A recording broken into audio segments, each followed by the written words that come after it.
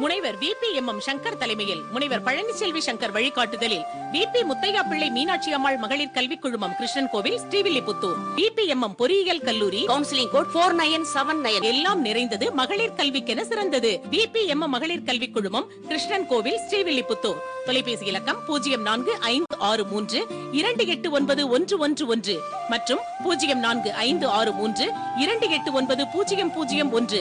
வாருங்கள் பெண்களே, ஜெயித்து காட்டுவோம். இது சரியில்லை. இவரு இப்பவும் வெளியில மலைஜலம் கழிக்கிறாரா? தப்புதான். குரல் கொடுங்கள் பெண்களே, அதை கேட்கும் இந்த உலகமே. குரல் கொடுங்கள் பெண்களே, அதை கேட்கும் இந்த உலகமே. கதவை மூட, பிறகு நோயை தடு, அறிவுபூர்வமாக சிந்திப்பாய். ஆடிக்காரனை தடுத்திடுவாய், வழிப்பறைக்கு வழி காட்டுவாய். கதவை மூட, பிறகு நோயை தடு. நீங்களும் கழிப்பறையை பயன்படுத்துங்க, இந்தியாவை தூய்மையாக்குங்க. மேடம், ஏன்னா கதவை மூடினா நோயை தடுக்கலாம். இது சரியில்லை. இவரு இப்பவும் வெளியில மலைஜலம் கழிக்கிறாரா? தப்புதான். குரல் கொடுங்கள் பெண்களே, அதை கேட்கும் இந்த உலகமே. குரல் கொடுங்கள் பெண்களே, அதை கேட்கும் இந்த உலகமே. கதவை மூட, பிறகு நோயை தடு, அறிவுபூர்வமாக சிந்திப்பாய். ஆடிக்காரனை தடுத்திடுவாய், வழிப்பறைக்கு வழி காட்டுவாய். கதவை மூட, பிறகு நோயை தடு. நீங்களும் கழிப்பறையை பயன்படுத்துங்க, இந்தியாவை தூய்மையாக்குங்க. மேடம், ஏன்னா கதவை மூடினா நோயை தடுக்கலாம்.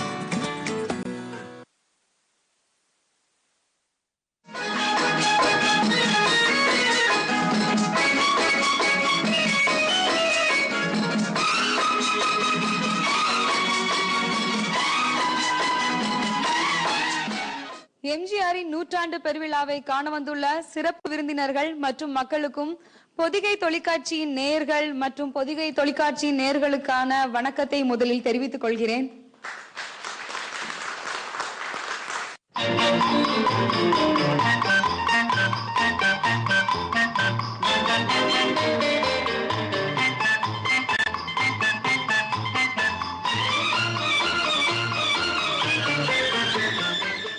எம்ஜிஆரின் நூற்றாண்டு பெருவிழாவை காண வந்துள்ள சிறப்பு விருந்தினர்கள் மற்றும் மக்களுக்கும் பொதிகை தொலைக்காட்சியின் நேயர்கள் மற்றும் பொதிகை தொலைக்காட்சியின் நேயர்களுக்கான வணக்கத்தை முதலில் தெரிவித்துக் கொள்கிறேன். பொதுவா ஆஃப் ஸ்கிரீன், அதாவது திரைக்கு பின்னால் இருந்து நம்ம பேசுற நம்மளே எம்ஜிஆர் சார் அப்படி இப்படி அப்படிங்கிறோம். அப்போ ஆன் ஸ்கிரீன் திரையில அவங்க கூட சேர்ந்து ஜோடியா நடிச்ச நம்ம வெண்ணிராடை நிர்மலா அவங்க என்ன சொல்றாங்க சொல்லி பார்க்கலாம். மூன்றெழுத்து மந்திரக்காரர், புரட்சி தலைவர், தமிழகத்துல முதல்வராக இருந்து கோலோச்சி தனிப்பெருமையோட வாழ்ந்த ஒரு தலைவர். அவருடைய 100வது பிறந்த நாள் விழா கொண்டாட்டத்துல பங்கேற்கிறதுல நான் ரொம்ப சந்தோஷப்படுறேன், ரொம்ப பெருமைப்படுறேன். அவரை பத்தி பேசணும்னா இன்னைக்கு நாள் முழுக்க பேசிட்டே இருக்கலாம். சகோதரர் ராஜேஷ் சொன்ன மாதிரி. ஆனா இங்க இன்னும் சில நினைவுகளை, சில நிகழ்ச்சிகளை, சில எண்ணங்களை உங்களோட பகிர்ந்துக்க ஆசைப்படுறேன். ஆண்டாள் பிரியதர்ஷினி அம்மா அவர் பிறந்த இன்னும் வறுமையில வாடின வரைக்கும் சொல்லிட்டாங்க. அவருடைய எப்படிப்பட்ட ஒரு செல்வந்தருடைய குடும்பத்துல பிறந்தாருங்கிறத ராஜேஷ் அவர்கள் சொன்னார். அதுல இன்னும் ஒரு விஷயம் இருக்கு. அதாவது ஏன் அவர் வறுமைக்கு தள்ளப்பட்டாருங்கிற ஒரு விஷயம். அது அநேகம் பேருக்கு தெரிஞ்சிருக்கும்னு நினைக்கிறேன். அந்த செல்வந்தராக இருந்தது திரு எம்ஜிஆர் அவர்களின் அப்பா. கேரளத்தில் பிறந்த எம்ஜிஆர் அவர்களுடைய குடும்பத்துல ஒரு வழக்கம் என்னன்னா, குடும்ப சொத்து பெண்களுக்கு தான் போகுமே தவிர ஆண்களுக்கு போற பழக்கம் கிடையாது. அதனால அவருடைய தந்தை இறந்த போது செல்வந்தருடைய குடும்பத்துல பிறந்திருந்தும் அந்த செல்வத்தை அனுபவிக்க முடியாத ஒரு நிலைமை அவருக்கு ஏற்பட்டது. அதனால தான் வறுமையில வாடினார்.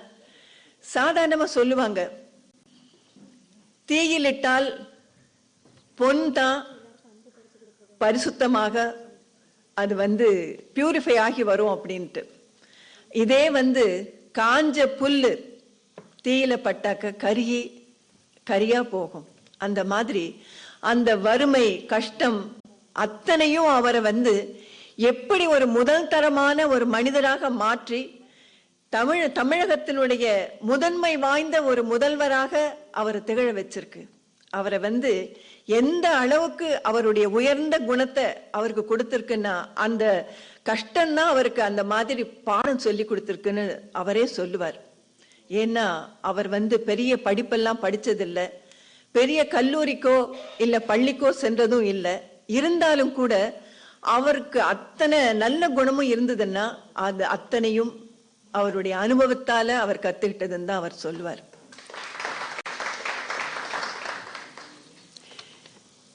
அவருடைய படங்கள், அதாவது சினிமாங்கிறது ஒரு பொழுதுபோக்கு. அப்படிப்பட்ட படங்கள்ல அவர் நடிச்சாலும் அவருடைய கதாபாத்திரங்கள், அவருடைய பாடல்கள் ஒவ்வொன்றும் மணியானவை. ஒவ்வொன்றும் ஒரு மனுஷன் எப்படி நேர்மையா உயர்மான ஒரு வாழ்க்கையை வாழணும்னா எப்படி இருக்கணுங்கிறத சொல்லி கொடுக்கக்கூடிய பாடமாக அமைஞ்சிருந்தது. அந்த 3 எழுத்து மந்திரக்காரர் சும்மா, அதாவது மந்திரக்காரன் வார்த்தைக்காக சொல்றதில்லை. அவர் உயர்ந்த கருத்துக்களை தன்னுடைய படங்கள் மூலமாகவும் பாடல் மூலமாகவும் சொன்னாலும் கூட அது அவருடைய ரசிகர்களுக்கும் அவருடைய தொண்டர்களுக்கும் மனசுல பதிஞ்சு இன்னைக்கு வரைக்கும் அதை அவங்க கடைபிடிச்சிட்டு வர்றாங்க. மக்களுக்கு எப்படியெல்லாம் நன்மை செய்ய முடியுமோ, ஒரு சமுதாய சீர்திருத்தமாகட்டும், குறைபாடுகளை எல்லாம் நீக்குவதாகட்டும், எல்லாத்தையுமே அவருடைய பாடல்கள் மூலமாக, அவருடைய படங்கள் கதாபாத்திரங்கள் மூலமாக அவர் சொல்லத்தான் சொல்லியிருக்கார். இன்னும் பசிச்சவனுக்கு உணவளிக்க வேண்டும், ஏழையாக இருக்கிறவனுக்கு, அவன் கஷ்டப்படுறவனுக்கு முடிஞ்சவன், தன்னுடைய உடம்புல தெம்பு இருக்கிறவன் போய் உடனே அவனுக்கு என்னென்ன செய்ய முடியுமோ, என்னென்ன உதவிகள் செய்யணுமோ அதெல்லாம் செய்யணும். ஒரு தலைவனாக இருந்து நல்வழிப்படுத்தணும்.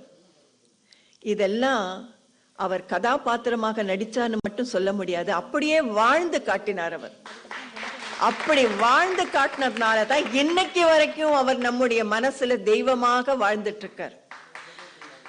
அவரோட இன்னொரு விஷயமும் நான் குறிப்பிட விரும்புறேன்.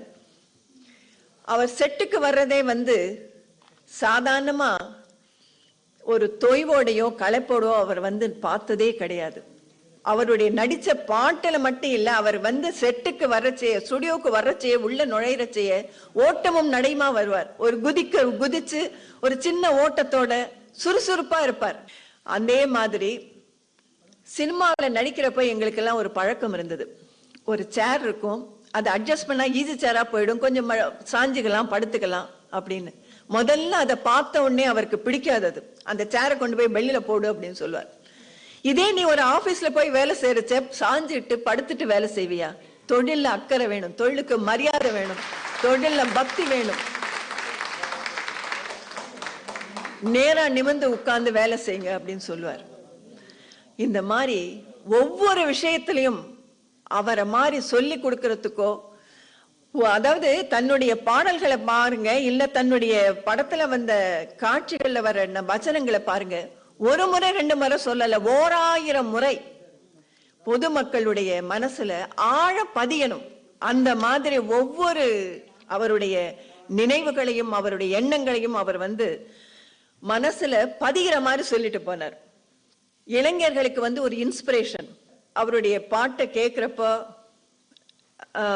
அந்த சின்ன குழந்தைங்க முதல்ல சின்ன வயசு குழந்தைங்களை பார்த்தாக்கா கையில ஒரு குச்சி எடுத்துட்டு உடனே சண்டை போடுவாங்க, பின்னாடி ஒரு துண்டை எடுத்து மாட்டிட்டு இருப்பாங்க, என்னன்னாக்கா ராஜா பின்னாடி வர்ற இது, அந்த மாதிரி சண்டை போடுவாங்க.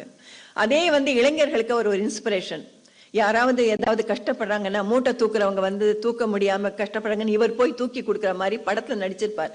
அதே மாதிரி இல்லாதவங்களுக்கு, ஏழைகளுக்கு, கஷ்டப்படுறவங்களுக்கு, எளிமையா இருக்கிறவங்களுக்கு அவங்களுக்கு உதவி செய்யணுங்கிறது அந்த இன்ஸ்பிரேஷன் இளைஞர்களுக்கு. அது மட்டும் இல்ல, ஒரு தாயை தெய்வமா மதிக்கணும்னு சொல்லி கொடுத்தது நம்முடைய புரட்சி தலைவர் எம்ஜிஆர் தான். அவருடைய ஒவ்வொரு பாட்டிலையும் ஒவ்வொரு படத்திலையும் தாயை வந்து எந்த அளவுக்கு மதிக்கணுங்கிறத சொல்லி கொடுத்து அவர் தன்னுடைய ரசிகர்களுடைய மனசுல அதை ஆழ பதிய வச்சிருக்கார். ஒரு தடவை நான் வந்து என்னுடைய கார் டிராபிக்ல மாட்டி இருந்தது. அப்ப வந்து பக்கத்துல வந்து எம்ஜிஆருடைய போஸ்டர் ஒட்டி இருந்தாங்க. அதுவும் அழகான போஸ்டர், அரசியலங்குமரின்னு நினைக்கிறேன். மேல வந்து பேர் பாடியோட இருக்கும், ஒரு ஜாக்கெட் மாதிரி ஒரு இது போட்டிருப்பாரு. அது ஒரு வயசான அம்மா அப்படியே இப்படி பார்த்து அப்படியே அசந்து போய் நின்னுந்தாங்க. என் மனசுல ஒரு சின்ன ஒரு இது தோணித்து, ஒரு இள வயசு மங்கையா இருந்தாக்கா அவருடைய அந்த இதை பார்த்து ஆசைப்படுவாங்க. இந்த வயசான அம்மா பார்த்து என்ன எப்படி அதை ரசிக்கிறாங்க அப்படின்னு பக்கத்துல போய் இறங்கி போய் என்னம்மா என்ன பாக்குறீங்க அப்படின்னு சொன்னேன். என்னத்த சொல்ல, இந்த மாதிரி ஒரு புள்ள இருந்தா என் கதி இப்படி ஆயிருக்குமா, நான் கஷ்டப்படுவேனா அப்படின்னு. இந்த மாதிரி ஒரு புள்ள தனக்கு இல்லையே அப்படின்னு ஏங்குற ஒரு அம்மாவை அவரை பார்க்கிற அந்த பார்வையிலேருந்து பார்க்க முடிஞ்சது. எம்ஜிஆர் கிட்ட இருந்த இன்னொரு குவாலிட்டி என்னன்னா, அவர் எப்படி நினைத்ததை நடத்தியே முடிப்பவன் நான் சொன்னாரோ அந்த மாதிரி யாராலையும் செய்ய முடியாதுங்கிறத செஞ்சு காட்டணும். அவருக்கு இல்லைன்னா அவருக்கு கோபம் வந்துடும். என்ன வந்து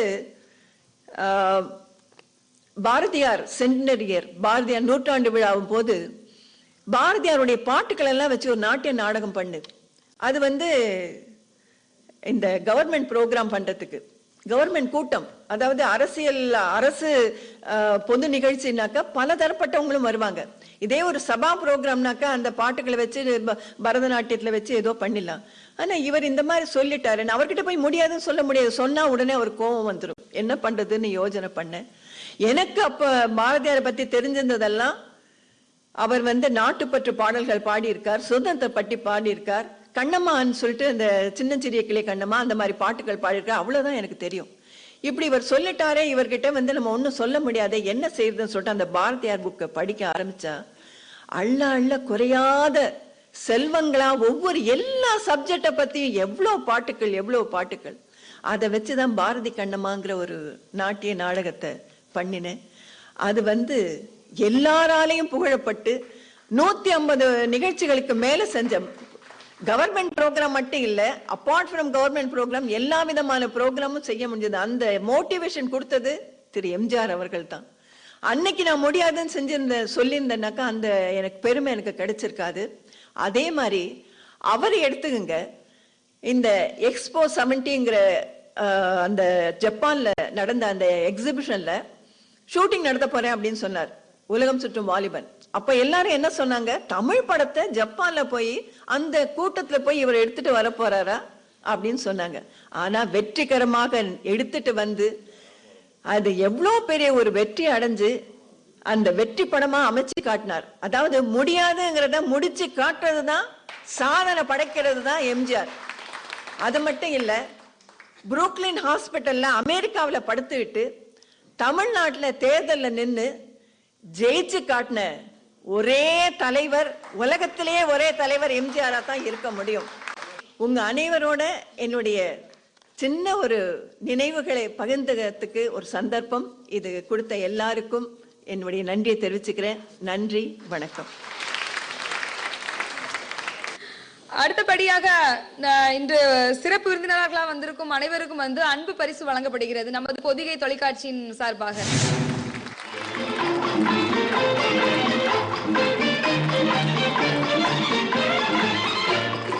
உண்டு உண்டு என்று நம்பிக்காலை ஏடு, இங்கு உன்னை விட்டால் பூமி ஏது கவலை வீடு. உண்டு உண்டு என்று நம்பிக்காலை ஏடு, இங்கு உன்னை விட்டால் பூமி ஏது கவலை வீடு.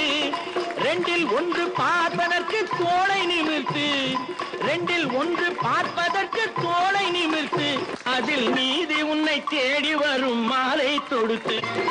நெஞ்சம் உண்டு நேர்மை உண்டு ஓடு ராஜா, நேரம் வரும் காத்திருந்து பாரு ராஜா.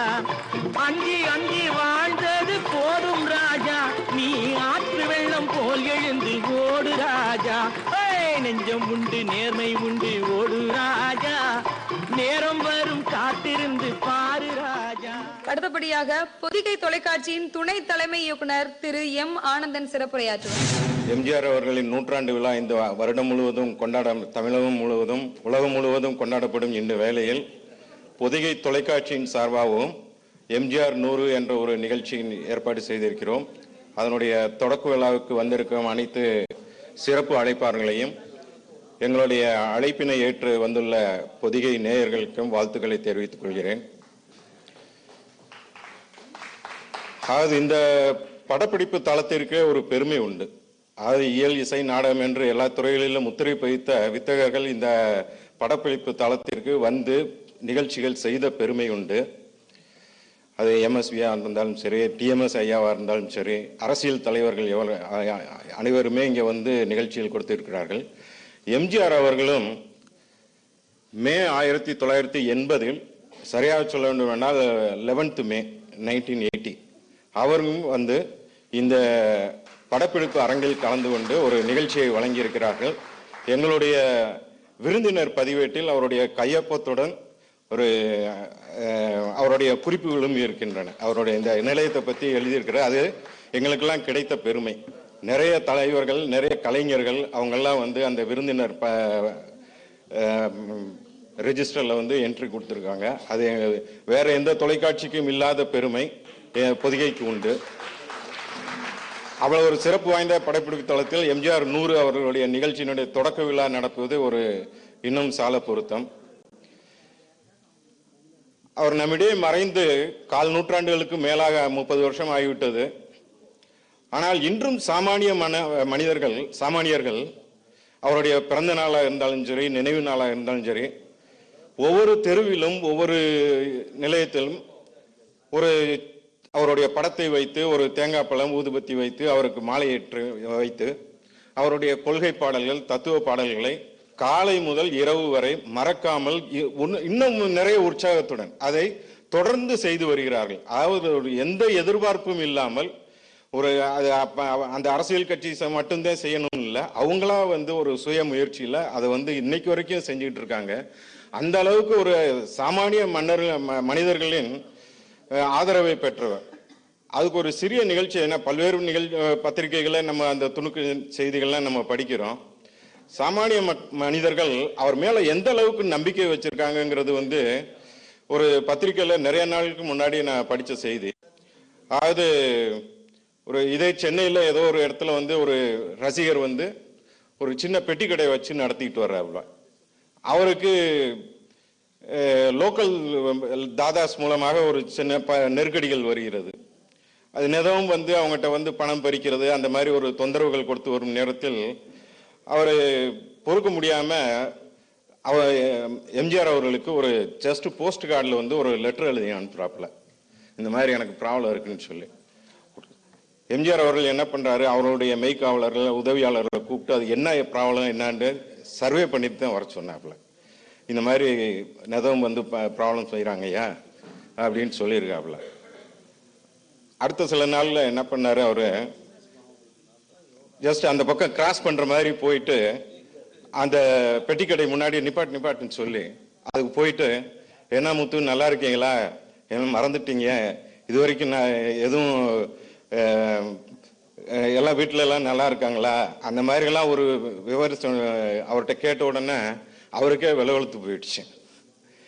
அந்த நேரத்தில் வந்து அதை வந்து எதுவும் உதவினா வந்து தயங்காம வந்து கேளுங்க அந்த மாதிரி சொன்ன உடனே அதுக்கப்புறம் அந்த காலி கூட்டம் எல்லாம் அவர் அந்த பக்கம் நெருங்கவே இல்லை. அந்த அளவுக்கு ஒரு சாமானிய மனிதர்கள் அவர் மேல் ஒரு நம்பிக்கையை வைத்திருந்தார்கள்.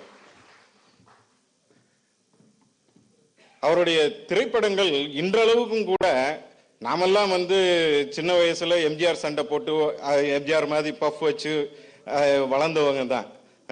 நம்ம சகோதரர்கள்டையும் மற்ற நண்பர்கள்டையும் சின்ன வயசுல வந்து ஏதாவது ஒரு சின்ன கம்பியை வச்சுக்கிட்டாது கத்தி சண்டை போட்டு வளர்ந்தவங்க தான்.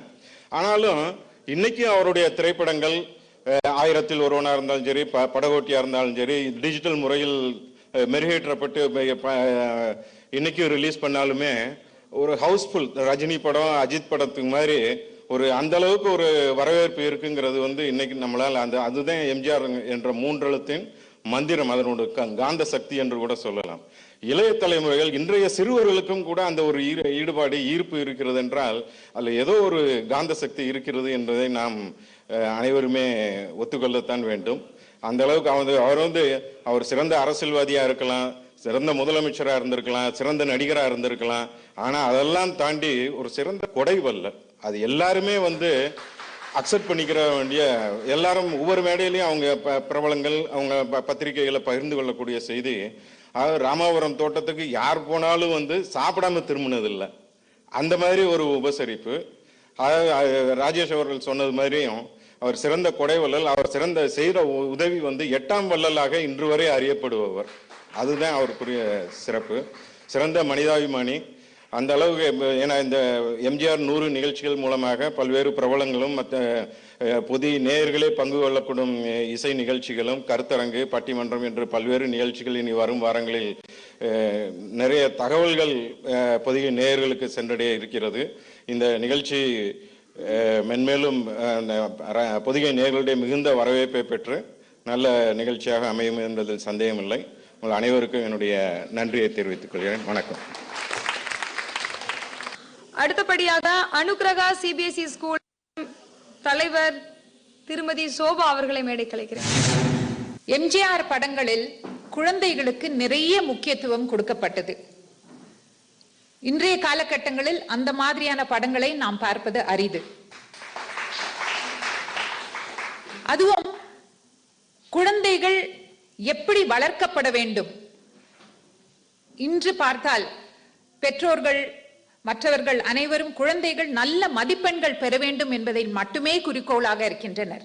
ஆனால் ஒரு குழந்தை ஒரு நல்ல மனிதனாக, நல்ல தலைவனாக வர வேண்டும் என்றால் அந்த குழந்தைக்கு மதிப்பெண்கள் மட்டும் பத்தாது. நல்ல பண்புகள், நல்ல ஒழுக்கம், பெற்றோர்களை மதிக்கும் ஒரு குணம், பெரியோர்களை மதிக்கும் குணம், தாத்தா பாட்டியை மதிக்கும் குணம், இவை அனைத்தும் மிகவும் முக்கியம். அது மட்டுமல்லாமல் சமுதாயத்தின் ஒரு அங்கமாக சமுதாயத்திற்கு அவர்கள் நிறைய சேவைகள் செய்துவிட வேண்டும். இப்படியெல்லாம் ஒரு குழந்தையை நல்ல மனிதனாக, நல்ல தலைவராக வளர்ப்பதற்காக அவர் பல பாடல்களை தன்னுடைய திரைப்படங்களில் வெளியிட்டிருக்கிறார். அவர் சொன்ன ஒவ்வொரு கருத்தும் மிக மிக ஆழமான கருத்து. ஒரு குழந்தையை நன்றாக வளர்க்க வேண்டும் என்றால் அவர்களுடைய பாடலில் உள்ள தத்துவங்களை கேட்டு அதன்படி நடத்தினார் போரும். குழந்தை நல்லபடியாக வளரும். நல்ல பேரை வாங்க வேண்டும் பிள்ளைகளே, நம் நாடு என்னும் தோட்டத்திலே நாளை மலரும் முல்லைகளே. நல்ல பேரை வாங்க வேண்டும் பிள்ளைகளே, பாலூட்டும் அன்னை நம் வழி காட்டும் தெய்வம், அறிவூட்டும் தந்தை நல் வழி காட்டும் தலைவன், துணையாக கொண்டு நீ நடைபோடு என்று உருவாகும் நல்ல எதிர்காலம் ஒன்று, உருவாகும் நல்ல எதிர்காலம் ஒன்று. அந்த மாதிரி நம்மளுடைய பிள்ளைகள் நல்ல பிள்ளைகள், எல்லா பிள்ளைகளும் நல்ல பிள்ளைகள். அந்த பிள்ளைகள் வருங்காலத்தில் சிறப்பாக வாழ வேண்டும் என்று எத்தனையோ தத்துவங்களை கூறியிருக்கிறார். இது மட்டுமல்லாமல் காமராஜர் காலம் தொட்டே மதிய உணவு என்பது பள்ளி குழந்தைகளுக்கு கொடுக்கப்பட்டு வந்திருந்தது. ஆனால் இந்த மதிய உணவு திட்டம் என்பது சிறப்படைந்தது திரு எம்ஜிஆர் அவர்கள் காலத்தில் மட்டும்தான். அந்த மதிய உணவில் உள்ள குறைபாடுகளை நீக்கி கிராமத்திலும் நகரத்திலும் உள்ள ஏழை குழந்தைகள் அனைவருக்கும் ஒருவேளை வயிறார சோறு கொடுக்க வேண்டும் என்று அவர் நினைத்தார். அதன் மூலம் அவர் கல்வியை வளர்த்தார். ஏனெனில் இந்த காரணத்தை கொண்டு அனைத்து குழந்தைகளும் பள்ளிக்கு வந்து படித்தனர். தமிழ்நாட்டில் கல்வி, பள்ளி கல்வி வளருவதற்கு எம்ஜிஆர் முக்கியமான காரணம், முதல் காரணமாக அமைந்திருந்தார் என்பதை கூறுவதில் நான் மிகவும் சந்தோஷப்படுகிறேன். மக்கள் சேவைக்காக இருக்கும் ஒரே தொலைக்காட்சி நிலையம் பொதிகை தொலைக்காட்சி நிலையம். இந்த நிலையம் மேன்மேலும் சிறப்புற வேண்டும் குறிக்கொண்டு என் உரையை முடித்துக் கொள்கிறேன். நன்றி, வணக்கம். இது சரியில்லை. இவரு இப்பவும் வெளியில மலைஜலம் கழிக்கிறாரா? தப்புதான். குரல் கொடுங்கள் பெண்களே, அதை கேட்கும் இந்த உலகமே. குரல் கொடுங்கள் பெண்களே, அதை கேட்கும் இந்த உலகமே. கதவை மூட பிறகு நோயை தடு, அறிவுபூர்வமாக சிந்திப்பாய். ஆடிக்காரனே தடுத்திடுவாய், வழிப்பறைக்கு வழி காட்டுவாய். கதவை மூட பிறகு நோயை தடு. நீங்களும் கழிப்பறையை பயன்படுத்துங்க, இந்தியாவை தூய்மையாக்குங்க. மேடம், ஏன்னா கதவை மூடினா நோயை தடுக்கலாம். இது சரியில்லை. இவரு இப்பவும் வெளியில மலஜலம் கழிக்கிறாரா? தப்புதான். குரல் கொடுங்கள் பெண்களே, அதை கேட்கும் இந்த உலகமே. குரல் கொடுங்கள் பெண்களே, அதை கேட்கும் இந்த உலகமே. கதவை மூட பிறகு நோயை தடு, அறிவுபூர்வமாக சிந்திப்பாய். ஆடிக்காரனே தடுத்திடுவாய், வழிப்பறைக்கு வழி காட்டுவாய். கதவை மூட பிறகு நோயை தடு. நீங்களும் கழிப்பறையை பயன்படுத்துங்க, இந்தியாவை தூய்மையாக்குங்க. மேடம், ஏன்னா கதவை மூடினா நோயை தடுக்கலாம். அடுத்தபடியாக கலை மற்றும் பண்பாட்டுத்துறையின் துணை இயக்குனர் திரு குணசேகரன் சார் உரையாற்றுவார். மூன்றெழுத்தில் என் மூச்சிருக்கும், அது முடிந்த பின்னாலும் என் பேச்சு இருக்கும் என்று இன்றைக்கும் வாழ்ந்து கொண்டிருக்கின்ற மக்கள் திலகம், புரட்சி தலைவர், புரட்சி நடிகர் எம்ஜிஆர் அவருடைய நூற்றாண்டு விழாவினை எம்ஜிஆர் 100 பொதிகையில் பார் என்ற அருமையான நிகழ்ச்சியினை நடத்தி கொண்டிருக்கின்ற பொதிகை தொலைக்காட்சி நிலையத்தை சேர்ந்த அனைத்து பெருமக்களுக்கு முதலில் என்னுடைய நன்றி கலந்த வணக்கத்தை நான் தெரிவித்துக் கொள்கிறேன். கண்டியிலே பிறந்து கும்பகோணத்திலே வளர்ந்து சென்னை யானை கவுனியிலே வந்து இறங்கி இன்றைக்கும் நம் மனதிலே என்றைக்கும் மனிதன் வாழ்ந்து கொண்டிருக்கின்ற அத்தனை காலமும் வாழ்ந்து கொண்டிருக்கின்ற நம்முடைய எம்ஜிஆர் அவர்களுக்கு நூற்றாண்டு விழா. இன்றைக்கு அவர் எல்லோரும் பேசிவிட்டார்கள், எல்லோரும் திரைப்படத்தை பற்றி பேசிவிட்டார்கள். அதை தவிர்த்து நான் பேசுவதற்காக வந்திருக்கிறேன். ஏனென்று சொன்னால், இன்றைக்கு எம்ஜிஆரை பொறுத்தவரை அவரை நான் படிக்கும் பொழுது ஒவ்வொரு அந்த கருத்துக்களை நினைத்து பார்க்கும் பொழுதெல்லாம் நமக்கு வியப்பாக இருக்கிறது. இன்றைக்கு கல்வியை பொறுத்தவரை நம்முடைய சகோதரர்கள் குறிப்பிட்டார்கள், இன்றைக்கு சென்னையிலே அண்ணா பல்கலைக்கழகத்தை தொடங்கி வைத்தவர்தான் எம்ஜிஆர் அவர்கள். அதே போன்று தஞ்சையிலே தமிழுக்கென்று ஒரு பல்கலைக்கழகம், தமிழ் பல்கலைக்கழகத்தை தொடங்கி வைத்தவர் எம்ஜிஆர் அவர்கள். அதே போன்று மகளிருக்கென்று ஒரு பல்கலைக்கழகம், கொடைக்கானலிலே அன்னை தெரசா பல்கலைக்கழகத்தை தொடங்கி வைத்தவர் எம்ஜிஆர். அவர் திரைப்படத்தில் நடித்திருக்கிறார், புரட்சி செய்திருக்கலாம், ஆனால் இப்படிப்பட்ட கல்வி நிறுவனங்களை தொடங்கி வைத்தவர்தான் எம்ஜிஆர். தாயை தெய்வமாக வணங்கியவர். அதற்காகத்தான் அந்த தோட்டத்திலே இன்றைக்கும் அவருக்கென்று ஒரு கோயிலை அமைத்திருக்கிறார். அதே போன்றுதான் அவர் தாய் சொல்வாராம், அவர் மனம் கலக்கமுற்ற பொழுதுதான் சொல்வார்களாம், ஏன் நீ கவலைப்படுகிறாய், நான் எந்த கவலையோடு வந்தேனோ, உங்களுடைய இரு குழந்தைகளையும் அழைத்து வந்து யாரை நம்பி வந்தேன், யாரையும் இல்லாமல் ஒரு சூனியமான வாழ்க்கையோடு வந்தேனே, எப்படி துன்பப்பட்டு உங்களை வளர்த்திருக்கிறேன், நீங்களும் சம்பாதிக்கிறீர்கள், ஆனால் எதற்கும் நீங்கள் கவலைப்படாமல் என்று சொன்னார்கள். அவர் சொன்ன ஒரே ஒரு கருத்து, நீ விதியை நம்பினால் விதியை நம்பு, நடப்பது நடக்கட்டும் என்று நினைத்துக்கொள். அதையும் விதியை நம்பவில்லை என்று சொன்னால், கடவுளை நம்பினால் சொன்னால் கடவுள் காட்டிய வழி என்று விட்டுவிடு. அதையும் இரண்டையும் நீ நம்பவில்லை என்று சொன்னால் நீ மனிதனாக பகுத்தறிவை கொண்டு வாழ வேண்டும் என்று ஒரு அருமையான உபதேசத்தை அவர் செய்திருக்கிறார்கள். அதே போன்றுதான் இன்றைக்கு மதங்களை பற்றி எம்ஜிஆர் அவர்கள் குறிப்பிட்டிருக்கிறார்கள். இன்றைக்கு மதங்கள் மனிதன் உருவாக்கியதான், கடவுளை மனிதன் உருவாக்கி இருக்கிறான், மனிதனை கடவுள் உருவாக்கி இருக்கிறது. ஆனால் அதே நேரத்தில் இன்றைக்கு மனிதர்கள் எல்லாம் சேர்ந்து அந்த கடவுளை வாழ வைப்பதற்காக எத்தனை மத சண்டைகளை போட்டுக் கொண்டிருக்கிறோம். நம்மை உருவாக்கி அந்த கடவுள் ஒரே கடவுள் தான் என்ற கொள்கையிலே உயர்வாக இருந்தவர்தான் எம்ஜிஆர். கோடம்பாக்கத்தில் செல்லும் பொழுது பாலம் இல்லை, ரயிலுக்காக காத்திருப்பார்கள். ரயில் சென்றாலும் அந்த கதவு என்பது பல மணி நேரம் அடைத்திருக்குமாம். அதையெல்லாம் மீறி அவர் வேறொரு வழியை கண்டுபிடித்து அந்த பனகல் பார்க் பக்கத்திலே செல்லும் பொழுது அது சின்ன கேட் என்று சொல்லுவார்கள். அப்பொழுது அங்கே ஒரு சாமி சிலை தனியாக இருந்திருக்கிறது. அவர் எம்ஜிஆர் சொல்லுகிறார், எப்படியோ வசதியான சாமிகள் இருக்கிறது, ஆனால் இந்த சாமி ஏழை சாமி போல், அதனால் யாரும் கவனிக்கவில்லை என்று சொல்வார். அப்படிப்பட்ட ஒரு எண்ணம் கொண்டவர். தந்தை பெரியாரை அவர் மானசீகமாக வழங்கியவர்.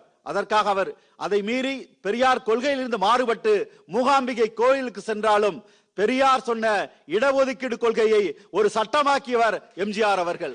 அதே போன்று இன்றைக்கு நம்முடைய பெரியார் அவர்கள் எழுத்து சீர்திருத்தத்தை கொண்டு வந்தார்கள். அதை நடைமுறைப்படுத்தி அரசாணை வெளியிட்டு இந்த எழுத்து சீர்திருத்தத்தை இன்றைக்கு கொண்டு வந்தார் எம்ஜிஆர் அவர்கள். அதோடு இன்றைக்கு அரசு அலுவலகங்களிலே அனைவரும் தமிழில்தான் கையொப்பமிட வேண்டும் என்ற ஒரு அரசாணையை பிறப்பித்தவர் எம்ஜிஆர் அவர்கள். அதோடு இன்றைக்கு பேரறிஞர் அண்ணா அவர்களுக்கு மதிக்கக்கூடியவர். பேரறிஞர் அண்ணா சொன்னார்களாம், நீ புராண படத்திலே நடிக்க கூடாது என்று சொன்னார்கள். அதற்காகத்தான் கர்ணன் என்ற திரைப்படத்திலே வாய்ப்பு வந்த பொழுது அதை மறுத்து விட்டார். அதன் பிறகு சிவாஜி கணேசன் அவர்கள் அந்த வேடத்தில் நடித்தார்கள். கடைசி வரை அந்த புராண படத்தில் நடிக்காமல் ஒரு வாய்ப்பு தன்னுடைய கொண்ட கொள்கைக்காக வாழ்ந்து காட்டவர். அதே போன்று திரைப்படத்திலே பொறுத்தவரை திரைப்படங்களிலே அவர் எந்த இயக்கத்திற்காக பாடுபட்டாரோ அந்த இயக்கத்துடைய தலைவரையும் அந்த இயக்கத்துடைய கொடியையும் அந்த நிகழ்ச்சியில அந்த திரைப்படத்தில் காண்பிக்கக்கூடிய ஒரு உத்திகளை கையாண்டவர். அதே போன்று இன்றைக்கு இந்த நாட்டிலே இருக்கின்ற திரைப்படத்தை தாண்டி ஒரு மனிதனாக வாழ்ந்தார். அதற்காகத்தான் இன்றைக்கும் நாம் அவரை போற்றிக் கொண்டிருக்கிறோம். அவர் எந்த காலம் நான் ஏற்கனவே குறிப்பிட்டதை போல மனிதன் வாழ்கின்ற அத்தனை காலமும் அவர் நிச்சயமாக வாழ்வார். இன்றைக்கு புரட்சி நடிகர் என்று சொல்கிறோம், அவரைத்தான் புரட்சி தலைவர் என்று சொல்கிறோம். அதை பின்பற்றி இன்றைக்கு எத்தனையோ பேர் அந்த பட்டங்களை பெற்றுக் கொள்ளலாம். ஆனால் அனைத்து விருதுகளுக்கும் அனைத்து பட்டங்களுக்கும் உரிமை உடையவர் நம்முடைய எம்ஜிஆர் அவர்களை மட்டும் இந்த நேரத்திலே குறிப்பிட்டு அருமையான நம்முடைய தொலைக்காட்சி நிலையம் இன்றைக்கு பொதிகை தொலைக்காட்சி பற்றி குறிப்பிட வேண்டும் என்று சொன்னால் இன்றைக்கு எத்தனையோ தனியார் தொலைக்காட்சி இருக்கலாம். அந்த நிகழ்ச்சிகள் எல்லாம் வருமானத்திற்காக இன்றைக்கு நிகழ்ச்சி நடத்துகிறார்கள். ஆனால் இந்த பொதிகை தொலைக்காட்சி மட்டும்தான் மக்களுக்காக மக்களுடைய உணர்வுகளுக்காக இன்றைக்கு நிகழ்ச்சி நடத்துகிறது. அதிலும் குறிப்பாக 100 நிகழ்ச்சிகள் வியப்பாக இருக்கிறது. இந்த நிகழ்வு தொடர்ந்து நடைபெற வேண்டும் என்னுடைய வாழ்த்துக்களை தெரிவித்து விடைபெறுகிறேன். நன்றி, வணக்கம். அடுத்தபடியாக இசை கச்சேரி ஆரம்பமாகவிருக்கிறது. பாடகர் ராம் மற்றும் பர்வீன் குரலில்.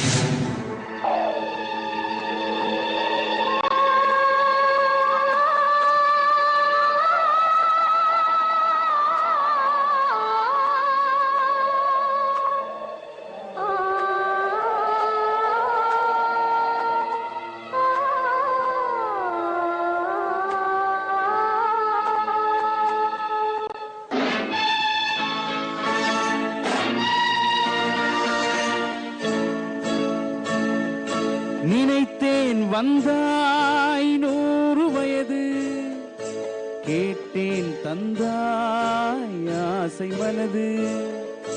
நினைத்தேன் வந்தாய் 100 வயது, கேட்டேன் தந்தாய் ஆசை மனது. நினைத்தேன் வந்தாய் 100 வயது, கேட்டேன் தந்தாய் ஆசை மனது. 100 நிலாவை ஒரு நிலவாக்கி பாவை என்றேன், 1000 மலரை ஒரு மலராக்கி பாவை என்ன. கண்ணீராக மானாக நின்றாடவோ,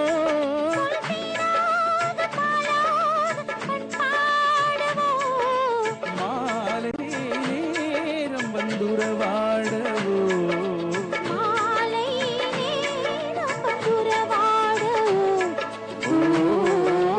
ஓய்யா ஓய்யா. நினைத்தேன் வந்தாய் 100 வயது, கேட்டேன் தந்தாய் ஆசை மனது.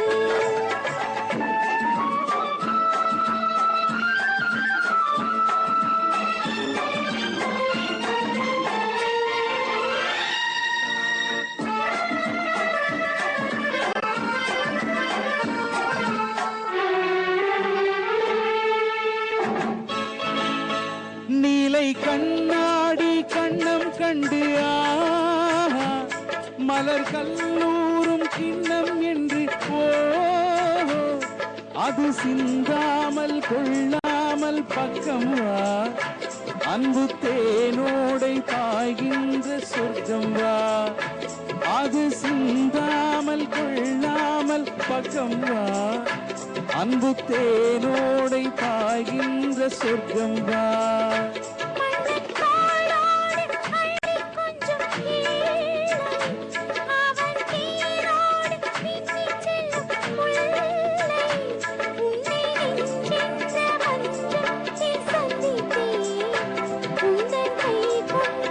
உன்னாத கண்ணித்தே உன்னை நெஞ்சென்ற மஞ்சள்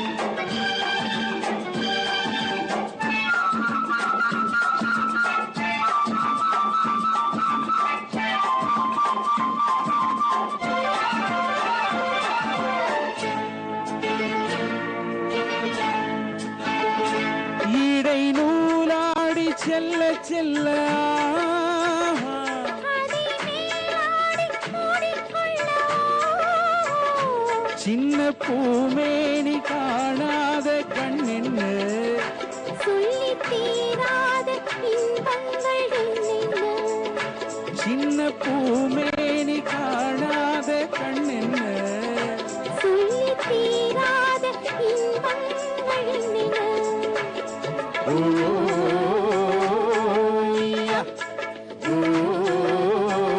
ஓய்யா. நினைத்தேன் வந்தாய் 100 வயது கேட்டேன் தந்தாய் ஆசை மனது ஓய்யா, ஓய்யா. மேடம் ஏதோ ஆர்டர் நீங்க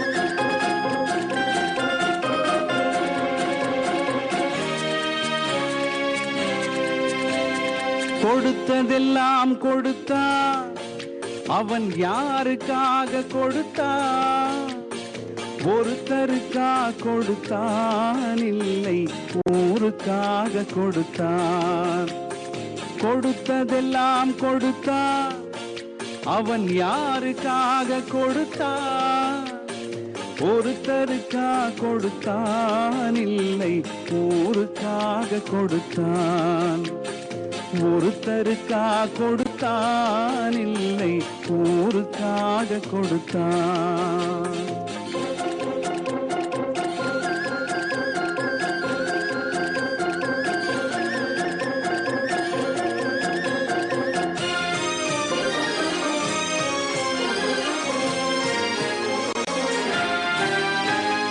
மண் குடிசை வாசல் என்றார் தென்றல் வர மறுத்திடுமா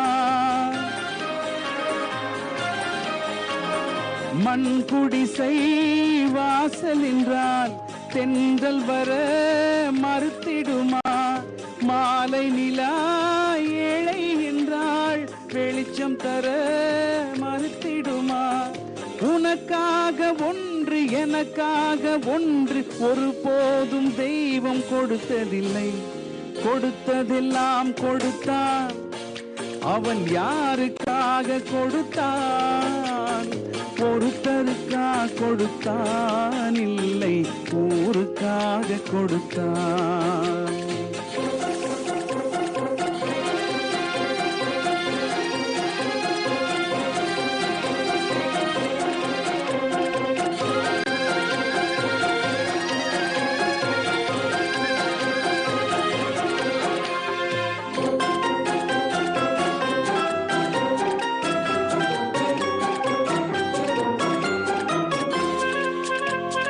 படைத்தவன் மேல் பழியும் இல்லை பசித்தவன் மேல் பாவம் இல்லை கிடைத்தவர்கள் பிரித்து கொண்டார் உழைத்தவர்கள் தெருவில் நின்றார் பலர் வாட வாட சிலர் வாழ வாழ ஒருபோதும் தெய்வம் கொடுத்ததில்லை கொடுத்ததெல்லாம் கொடுத்தான் அவன் யாருக்காக கொடுத்தான் ஒருத்தருக்கா கொடுத்தான் இல்லை ஊருக்காக கொடுத்தான்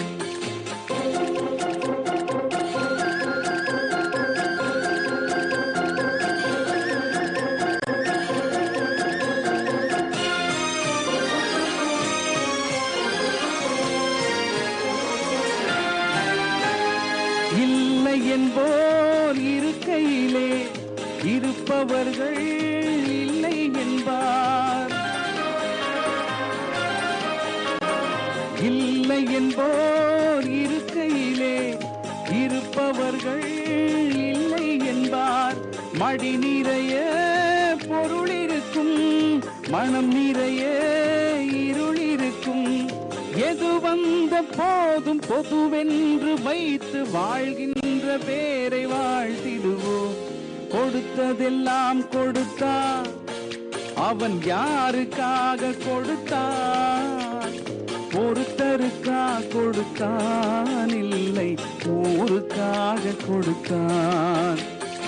ஒருத்தருக்கா கொடுத்தான், இல்லை ஊருக்காக கொடுத்தான்.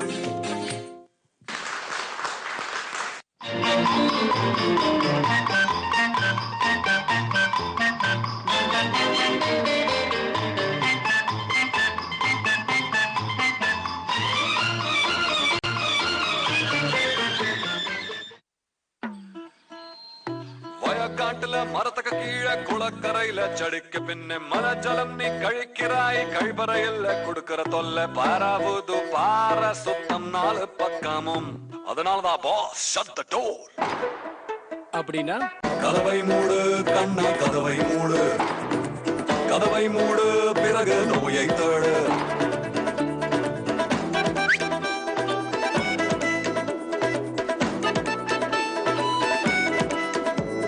விஷயம் உனக்கு புரிந்த நீ தலைய கொஞ்சம் ஆட்டு.